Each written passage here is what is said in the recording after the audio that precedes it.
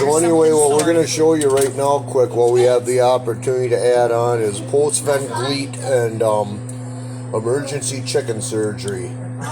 My lovely wife Jean is right here. If you look right there, if you're kind of squeamish, you might want to turn the video off. That is basically the innards that push out from when the chickens do not have a break from laying the eggs. It is normal, so we've already had one chicken go through this and survive fine. So, but what you do is you push in, you use Vaseline or petroleum jelly or something, and antibiotic appointment.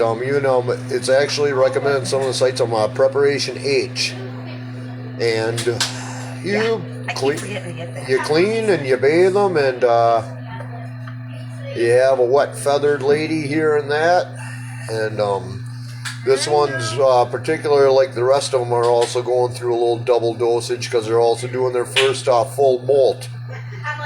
So, yeah, so she's kind of suffering. So this one, however, gets a little bit spoiled, and she also gets her own indoor area in the garage, though, because she does have to be isolated. And what else do we do, hon? Well, they need to be isolated because once they show signs of blood, the others go at her.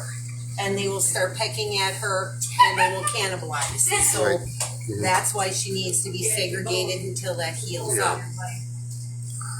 So she gets her own food and water. She gets her own sleeping area at night because otherwise we can't protect him in the coop. Yep. She's just not real happy about this. Okay. Yeah.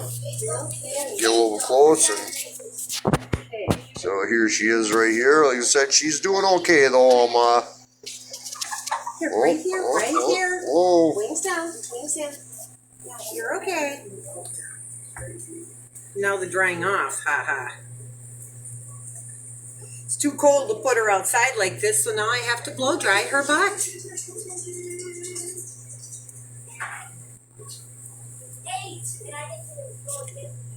And it's only because of the wind that it's so cold. Yeah, this is one advantage of you people too, who have never had chickens before and you want to get them. This is something you really might want to take into consideration if you cannot handle this. And not to be cruel or anything, but your chickens will die. Period. This seems painful and seems like it's a lost cause. This is actually the sound way and correct way how to deal with this problem. And when it happens, it's a daily thing. Sometimes once or twice a day for a week and that, but eventually it does get better.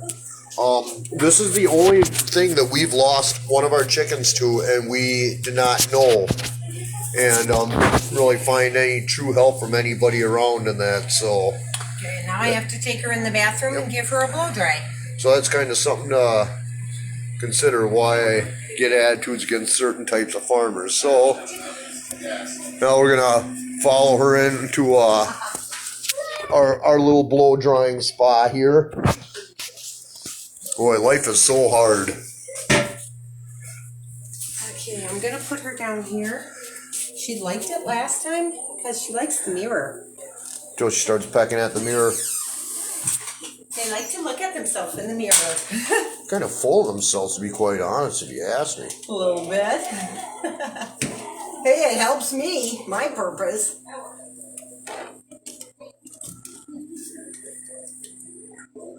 So here we go, and this is our own personal spot, so screw you and your COVID mask. Ah!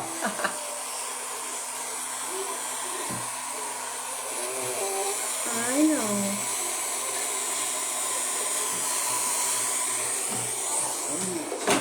Sorry, dear. That's okay. And this part takes a little bit of time because you can't put it on full blow dry. It's got to be on low. And I tell you what, when a chicken's feathers are saturated, it does take a little while. So I could be here 20 minutes to a half hour just for this little area. You gotta bear in mind right now too, we are in Wisconsin, and although it's 38 40 degrees out. We are getting up to 45 to 50 mile an hour winds today on this particular November day. And this is actually our first day that we had to change the water out because it froze. So, yeah. But guess what? Yep, you got it. And here's the girl now. It's like, it's... Look at you. Special. Yeah. Oh, special. She's getting right there, and like I said, it's already going to be a particularly painful time in that, because, you know, you can see right by the neck, that's just the mold. And she's going to try and help. Hey, you do the front, I'll do the back.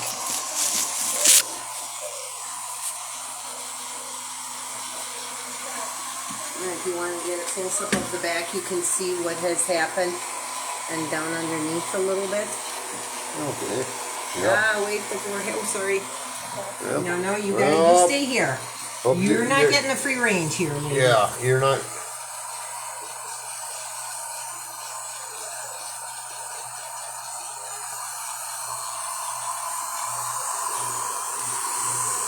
Oh, your whole belly got wet. Oh, no. I didn't think of that.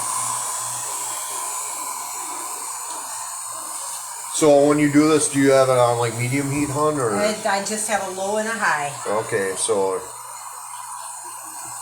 And it is slightly warm, but not hot. Yeah. Yeah, see, look at how easy the stuff is coming out. Yeah. Yeah, the molt has begun. And it is painful for them, and they need a higher protein to help them grow the new feathers in quicker before the serious cold comes. Now, in a case like this, since we do have a smaller coop in that and a smaller area for them, we do have a smaller area downstairs in the garage temporarily set up. It wasn't a dog kennel, actually. It was actually leftover of the dog kennel we had that would, how can I put this, that we, transformed the door open for... And then you put a perch in there. Yep, and then put a perch in there, leftover, and honestly, when we get done with it, it's part of our little homesteading experiment here out at the ranch. We're most likely looking at it. We were going to trash it, actually, but decided to keep it like this. Like, you know, hey, that'd make a pretty dang good tomato cage, or potato cage, to grow some potatoes. So maybe we'll throw that out in on the side of the garden next year and give that a whirl. But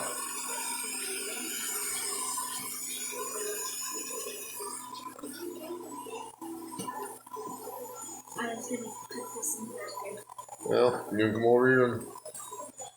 come over here and in a minute. Hey.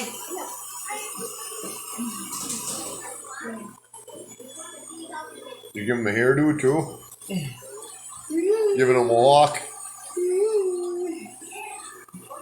Yeah, I got her a little bit more wet than... Yeah. But yeah, like I said again, this is the third time we've had to deal with it. The first time, what happened, we had no idea what it was, and we found that, one of the girls, dead in the coop, so... And it was a severe case. Yeah, her innards were laying next right, to her. it was a very severe case. No one knew it. You know, and honestly, on some of my videos, you see I do get an attitude, and this is why, because there's some absolute jerk-offs, especially when they proceeded to act like they know everything about chickens, and when you go out to post a question, this, not a lot of them had anything valuable, or I don't know, or maybe they're just being jerks because afraid somebody might buy eggs from somebody else around the area in particular. And yeah, I work with a lot of people like that. So, I mean, it's like we did the research, and of all the places was Pinterest, where we found out how to deal with this, what it was, and the advice was very sound. And a couple people on the chicken site on Facebook actually showed us this as well. So that all sums that up in my view on that. But yes, this is definitely something you want to take into consider if you cannot handle doing this to a chicken. You may not have them for very long. these girls right now are about a year and 6 months, or pretty close. No, a year and 4, a year and 5 months old. Yeah. Right now, this is the third case we have, but they have also been laying nonstop. So, and that's part of the issue right there. They did not take a break last winter. Last winter we had average 11 to 13 eggs for 13 girls at the time. Daily, yeah. Yeah, daily. And this week, and what are they at now? About 10, about 9 10, or 10, which is normal with the for a weather and the dozen change girls. and that. Yeah. And you know, by the same token, too, last year when we were feeding them right about this time all through the winter, we were doing a 22% diet, which I really cannot find the one right now where we had it. And that it is expensive, but we had roughly 7 bags, and that's about how long it lasted.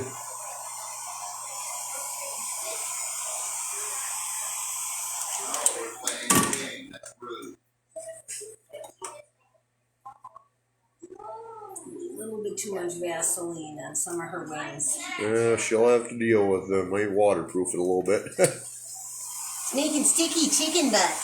Yeah. And the feathers are drying now. They're spreading out and getting more fluffy.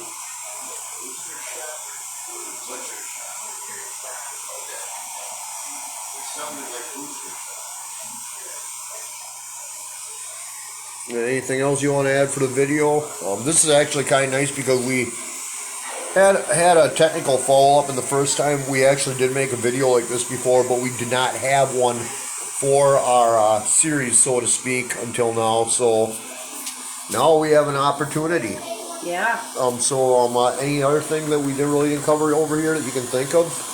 No, just get this dry enough in the back because the wind chills are at 18 to 20 for temperatures with the wind chills. So you don't want to send your chicken back outside. Her butt will freeze quickly. And even though they have a body temp of over 100 degrees, that would not help them at all. Right, and you have to remember too in that it's like the chicken is not being hurt by us. I'm sure it's not comfortable for the bird, but you know. Right. It's not. The alternative really is death, and this is no different than if you take it to a vet. This is exactly what the vet would do. The only difference is you'd charge a couple $100 for a $5 bird. Which and honestly, yes, it is about the money because number one, that's not going to do much right there for the bird right there that we cannot do for the bird ourselves. The bird will be probably more comfortable with us than the stranger to begin with, as a lot of them are. So again, there's not much you can really do about it. So this is a fact of life in raising chickens, but it's rewarding as heck when you see your pet get better in that.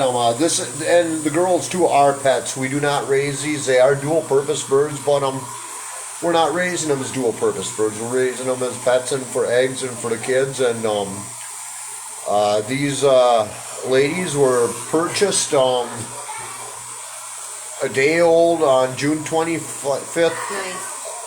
No, 5th. Yeah, June 25th of 2019 in that, at a place in Wisconsin called Sunnyside Hatchery in Beaver Dam. They were very, very accommodating, especially for first-time chicken owners, and rather than send them through the mail, we paid $30 and picked them right up because Beaver Dam for our house is about a 45-minute drive, and in the summer I really didn't want to see the chicken suffer, and let's face it, the post office can't even handle a letter right without mangling it up. You really think I'm going to trust live critters with them? So, is what it is. It was a good drive out there, though. It's good. Seeing the place where they came from, and it's funny because literally 13 of them fit in a shoebox, and within 1 week, 4 of them fit in the shoebox when we cleaned the brooder. And because we purchased them so late, it only took about 3.5 weeks before we had the running coop built. So we actually let them outside because it was right around the time to get about 70 degrees. And And actually, it was a little bit a week or so early, but realistically, it probably conditioned them a little bit better.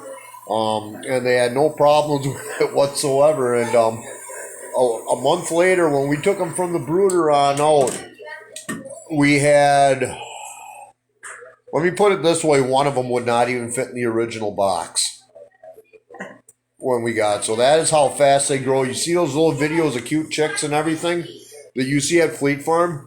They won't be so little after a week, and that's just on a standard ration.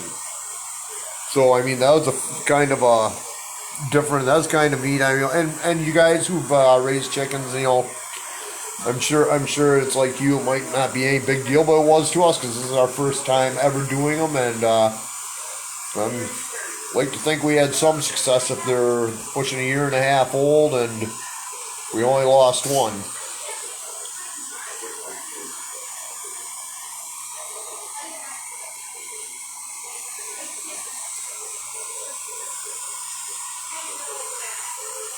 Yeah, another 10 minutes and I'll be done.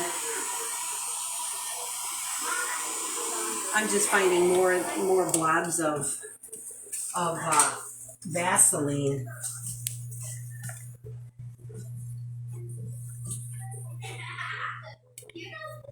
There's a nice thing too in that even with the kids around too, where we had these chickens, everybody was around them from day one.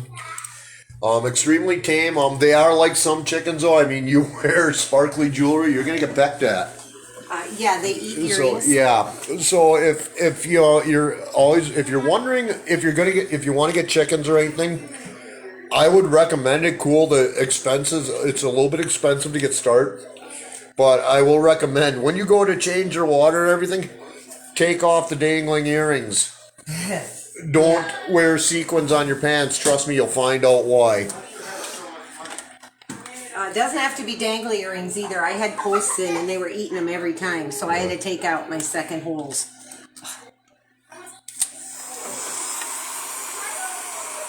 How you doing in the front? Oh, you're almost dried in front. Yeah, you did real good. Yeah, you did real good.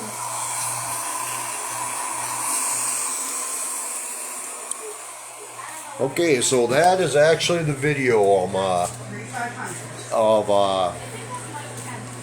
what we can look at for raising chickens and how to handle emergency in there. So thanks for watching, and have an awesome day. And this will be posted also on YouTube and on our Facebook page on my personal one. So have an awesome day.